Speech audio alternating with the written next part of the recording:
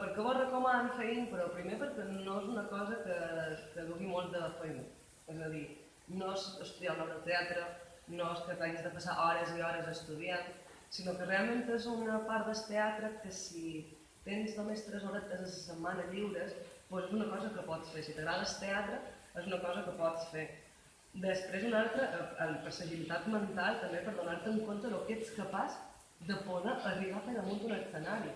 Perquè en un teatre clàssic ho tens tot superpautat, però allà és que no saps el que pots arribar a ser capaç. Jo, per exemple, mai he cantat en públic, mai en sa vida, i des que estic a Impresentables me fan cantar.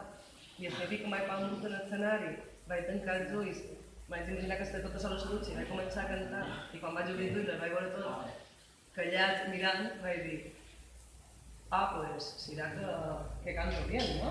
Sí. Jo m'agradaria fer èmfasi en això que em dic, que s'impro d'alguna manera imita la vida.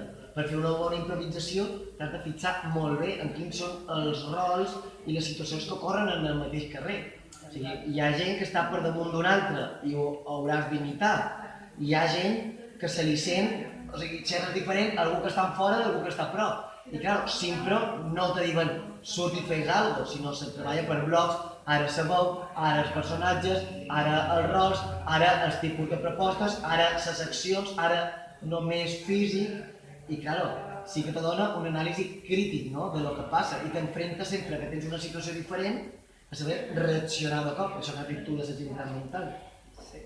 I bueno, vos recomanant ja que fem publicitat, de que si qualque dia voleu venir a les Impresentables, pues aquí ens teniu i que mos seguiu en el Facebook i que esperem veure-vos qualque dia o de baix escenari o millor damunt d'un escenari. Poseu-vos en contacte amb els espais joves i demaneu que facin un curs per vosaltres. Impro...